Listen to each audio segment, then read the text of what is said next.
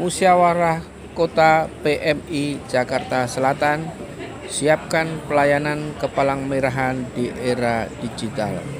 Sebagaimana amanat anggaran dasar dan anggaran rumah tangga PMI pada Rabu 2 Februari 2022 bertempat di Hotel Sahati Pasar Minggu PMI Kota Jakarta Selatan menggelar musyawarah kota.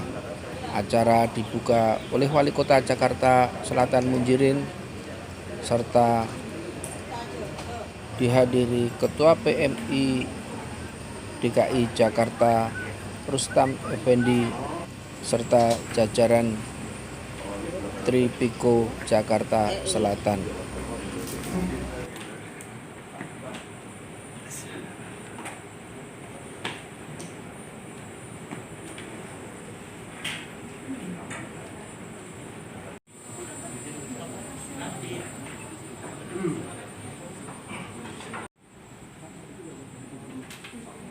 Musyawarah Kota Palang Merah Indonesia Kota Jakarta Selatan Rabu 2 Februari.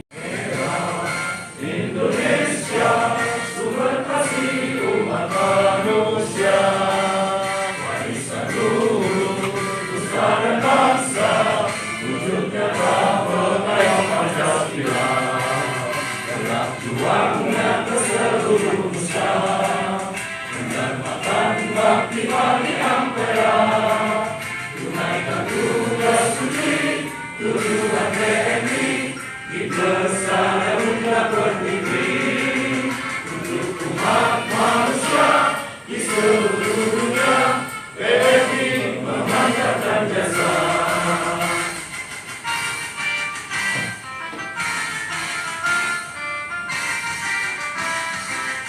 Tuhan kami, bagimu segala puja dan puji yang layak atas keagungan dan kebesaran kekuasaan-Mu. Kami panjatkan puja dan puji serta syukur kehadirat-Mu atas nikmat dan karunia-Mu, taufik, hidayah, inayah, serta ridho dari-Mu, sehingga kami dapat bersama dalam kegiatan musyawarah kota PMI Kota Jakarta Selatan tahun 2020. Ya Allah, Ya Rahman, Ya Rahim, jadikanlah kami sebagai generasi yang berkualitas, generasi yang sehat jasmani dan rohani, cerdas dan berakhlak. Marilah kita panjatkan rasa syukur kepada Allah Subhanahu wa taala sehingga hari ini kita dapat bertemu dan berkumpul dalam acara pembukaan musyawarah kota PMI Kota Jakarta Selatan tahun 2020. Bapak Wali Kota dan hadirin sekalian, perlu perkenalan karena saya melaporkan musyawarah Kota Jakarta Selatan tahun 2022 ini. Dasar pelaksanaan adalah anggaran dasar bab 8 pasal 28 29, bab 9 pasal 34 ayat 12, pasal 30 ayat 1 2 3, pasal 39, bab 10 pasal 42 dan pasal 43, bab 11 pasal 56, 47, 48, bab 15 pasal 466.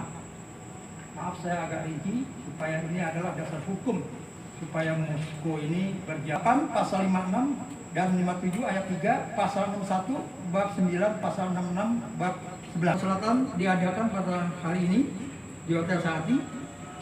Moskow di Jakarta Selatan ini dikuasai oleh 2 orang pengurus PMI kita Jakarta Selatan, 10 orang pengurus PMI DKI Jakarta, 2 orang sukarelawan yang terdiri dari KSR unit Markas, unit perguruan tinggi, perwakilan TSR, guru pembina, fasilitator. Ini adalah menetapkan jadwal acara dan tata tertib. Kedua, menilai pertanggungjawaban pengurus PMI Kota Jakarta Selatan periode 2000 bersifat tertutup. Ya, mohon maaf, ini nanti siapan Moskow ini sudah dibuat dengan tim yang akan nanti diserahkan kepada keseluruhan tertinggi yang musyawarah, baik itu susunan acara, tata tertib, serta persetujuan pertanggungjawaban. Tahun kedua nggak keluar, Pak. Tahun ketiga baru datang lagi, alhamdulillah selesai. Alhamdulillah baru selesai gitu kan. Kedua, pelayan donor darah berdiri dan menjalankan pelayan donor darah 24 jam di bangunan lama PMI kita. Alhamdulillah ini juga berproses cukup panjang.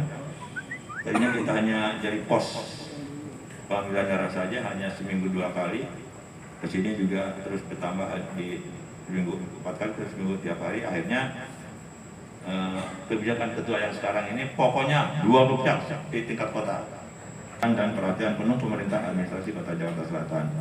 Hal ini dapat dilihat dari perolehan hasil bulanan PMI selama kurun waktu 5 tahun yang selalu meningkat dan menjadikan PMI Kota Jakarta selalu berada di posisi kedua. Kalah sama Timur terus nih, ini PMI lebih pintar deh. Kita kalah terus. Tapi nggak apa-apa, kalau udah ranking kedua. Kawan dan PMR. Kendati dalam pandemi COVID-19, pembinaan yang terus dilakukan menjadi kunci keberhasilan PMI di tingkat wilayah kota dalam menjalankan tugas-tugas kemanusiaan. Karena keberhasilan PMI ini tidak lepas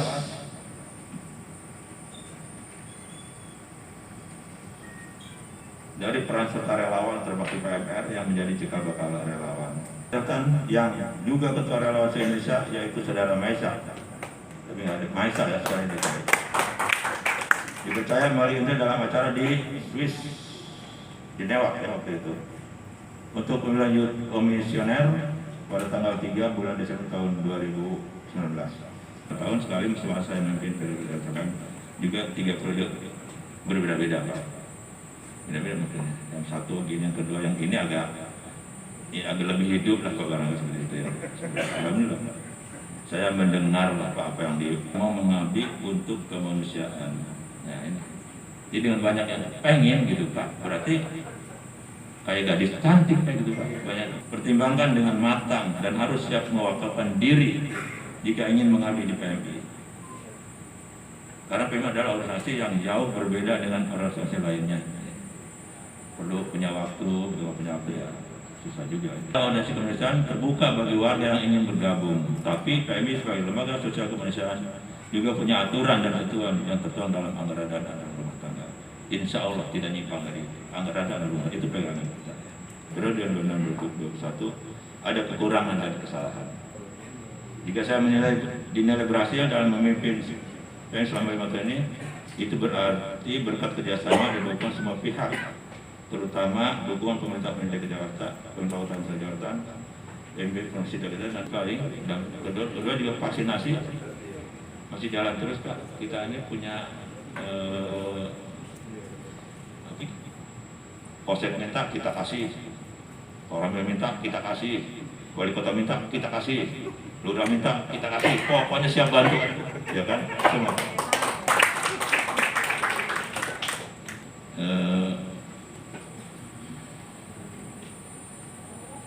Hanya tiba manusia yang mempunyai segala keterbatasan. Sebelum menutup, sambutan ini mohon Ketua PMI Provinsi DKI Jakarta memberikan sambutan dan Bapak Wali Kota Jakarta memberikan arahan sekaligus membuka acara musyawarah ini, yaitu musyawarah 2022. Yang saya hormati para pejabat lainnya, pengurus PMI Provinsi DKI Jakarta, lumayan hampir lengkap ya. Ada Pak Sekretaris, Pak Arif Rahman, ada Bendahara, Pak Patakati Dahlan, kemudian Ketua Bidang Organisasi Pak Husain Abdullah, Ketua Bidang Sumber Daya Pak Sarifudin. Tepuk tangan untuk mereka. Inilah ujung tombak PMI sebenarnya. Ada yang belum saya sebut? Oh, dan syukur kita panjatkan kehadirat Allah Subhanahu Wa Taala, Tuhan yang Maha Kuasa, atas rahmat dan hidayahnya.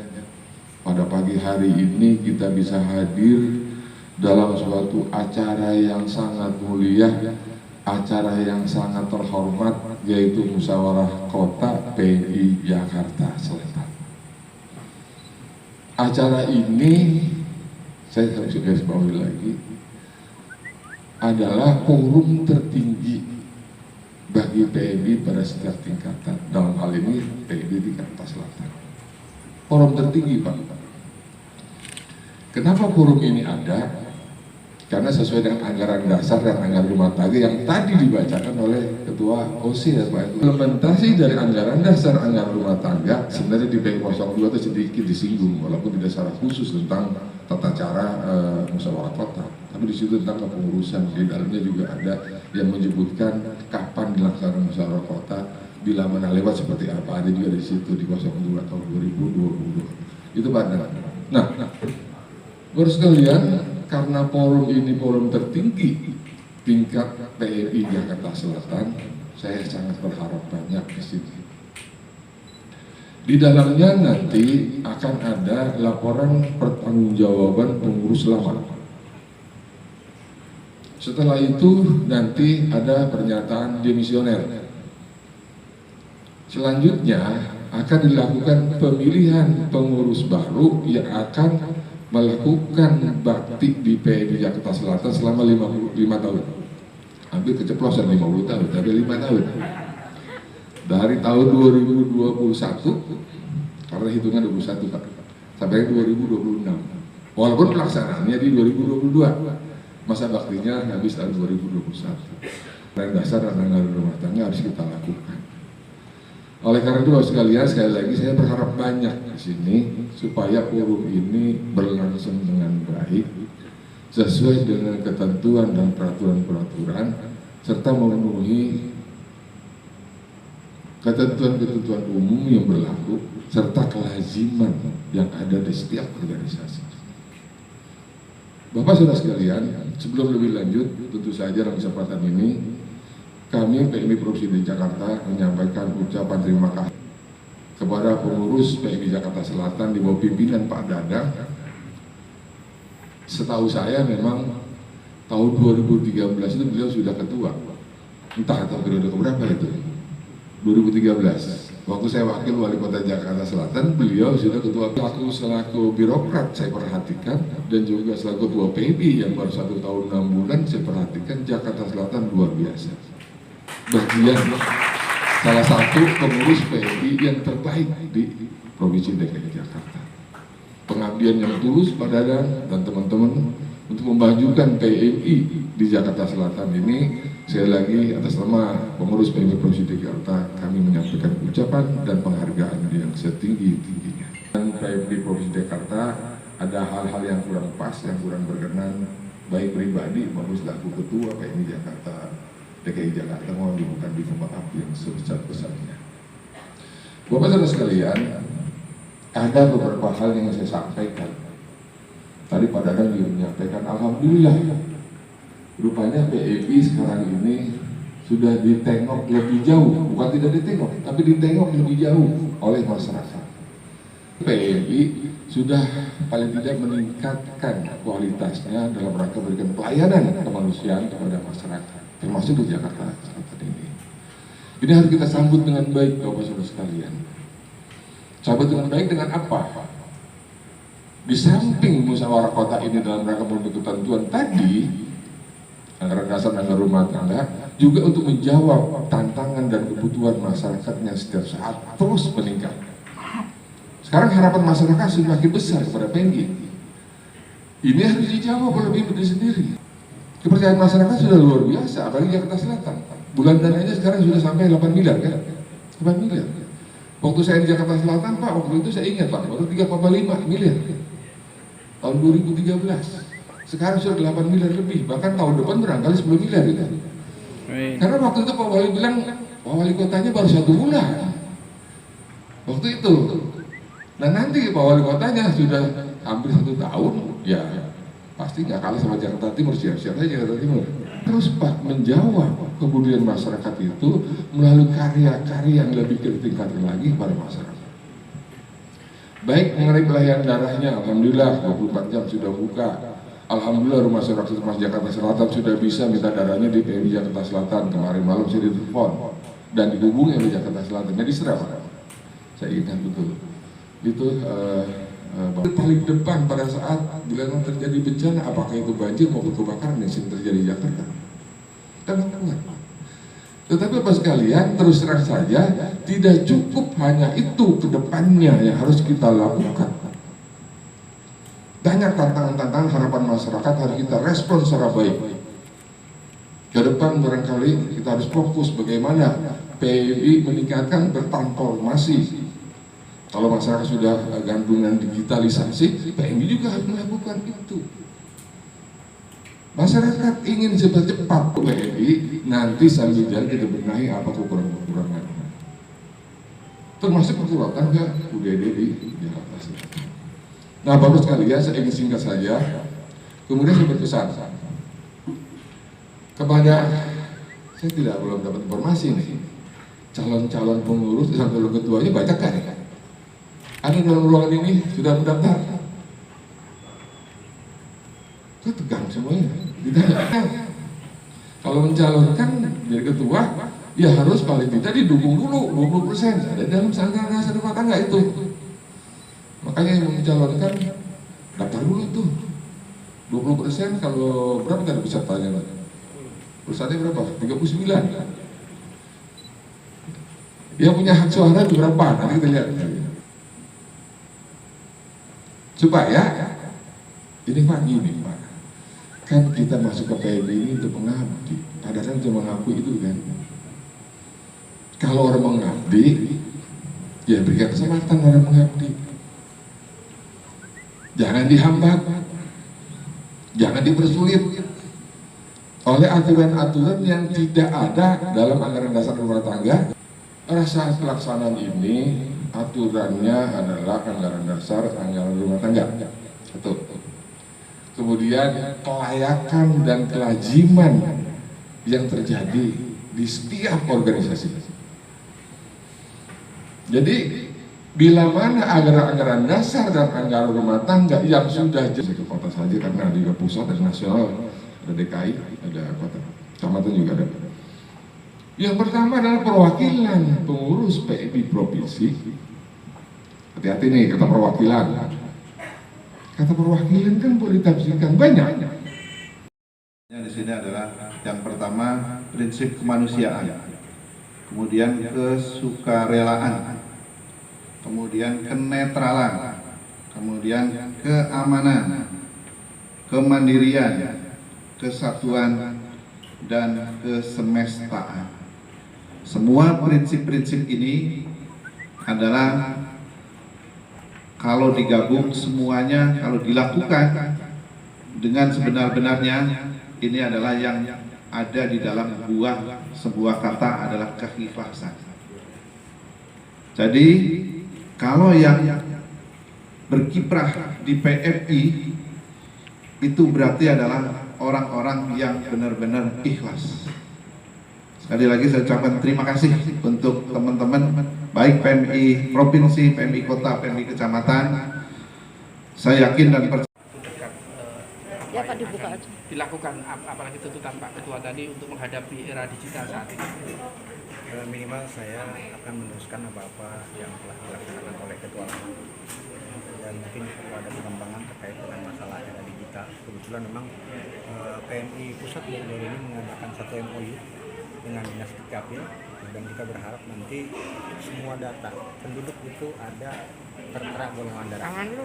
Dan kita juga akan berusaha untuk bagaimana mengintegrasikan data ini. Artinya kita bisa tahu bahwa yang donor darah itu semua katanya ada nik. Hingga nanti misalkan ada satu contoh kewajiban mereka atau ketentuan mereka untuk donor 3 kali, kita sudah bisa tahu bahwa mereka pemegang ini. Dan kebetulan di satu aplikasi dinas kependudukan ini kan ada yang namanya nomor handphone. Jadi kita akan berupaya mengembangkan beberapa istilah. Program lain Pak dengan sarana dan prasarana yang sudah cukup lengkap di program lain kan paling tidak kita terkait dengan masalah kebutuhan darah ya. Kita akan bekerja sama dengan Sudin Distrik 1 dan 2 karena kebetulan di Jakarta Selatan ini ada 128 sekolah yang jumlah pesertanya itu usia 17 tahun ke atas ada 55.700-an.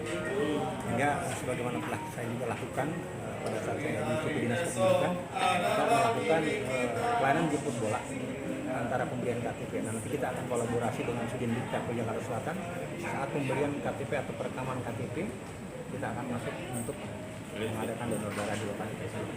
Termasuk juga saya juga berusaha membangun komunikasi dengan Kanwil Depak Jakarta Selatan untuk sekolah-sekolah yang berbasis agama, di antaranya Madrasah Negeri Jakarta Selatan yang cukup banyak. Berarti itu pendonor pemula Pak ya untuk anak sekolah? Pendonor pemula, karena kan ketentuannya yang mengatur bahwa pendonor pemula itu kan udah 17 tahun udah gila. Ya, makanya itu sekarang itu rata-rata tingkat SLTA itu sudah banyak yang 17 tahun. Kurang lebih pada saat saya aktif itu saya sudah menghitung dari 128 sekolah itu ada 55 ribuan itu usia 17 tahun ke atas sejak ke selatan. Belum lagi kita juga akan membangun satu kerjasama dengan para KPD karena di Jakarta Selatan ini ada belasan ribu itu yang namanya pendonor di usia masih produktif yang terutama dalam kaitan ini PGLP kan. PGLP itu kita akan tambah. Ini kan sebentar lagi masuk puasa Pak, untuk mengatasi mungkin menurunnya pendonor di bulan puasa. Nah itu kita juga nanti akan kita tunjuk bagaimana ketentuan sebelumnya ini dengan Pak Ketua Lama, memang di bulan puasa ini masih diperbolehkan kita ambil dari negara. Mungkin kisi-kisi apa yang memang mungkin saya akan mencoba oleh Pak Ketua Lama. Banyaknya relawan ini Pak, kira-kira untuk peningkatan SDM seperti apa? Nah, terkait relawan ini kan memang ada satu ayat di dalam anggaran dasar rumah tangga ya. Pengembangan relawan itu pengembangan sumber daya itu satu program yang harus dilalui. Paling tidak minimalnya kita berharap seluruh komponen yang ada di PMI ini dari mulai karyawan, relawan, kemudian lain itu memahami betul tentang apa yang dimaksud tugas pokok dan visi PMI. Karena bagaimanapun tanpa kita berkaitan dengan SDM yang profesional, kita untuk meyakinkan masyarakat akan dipenuhi bisa.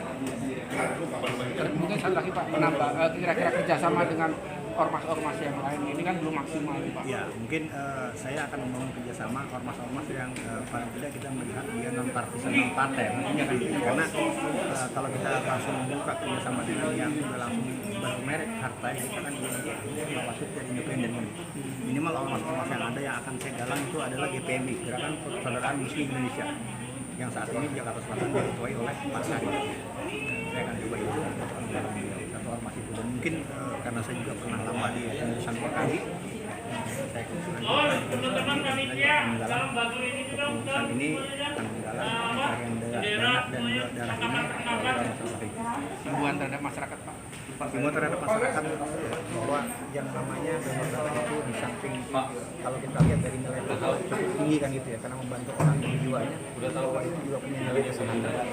Dengan darah orang akan lebih sehat dijamin. Jadi PMI Jakarta Selatan siap 24 jam Pak ya melayani pendonor Pak. Itu harus semua wilayah harus siap penerimaan donor darah PMI selama 24 jam tanpa henti. Harapan kedepannya Pak untuk Bapak yang terpilih menjadi ketua RT baru untuk sampai 2026 ya Pak ya? 2027 katanya. 2027. Itu harapannya apa Pak yang terdekat, paling dekat? Paling tidak kita lebih banyak mengadakan kegiatan jemput bola, ya kan? Artinya terus mengadakan edukasi terhadap masyarakat tentang pentingnya dan fungsinya peran PMI.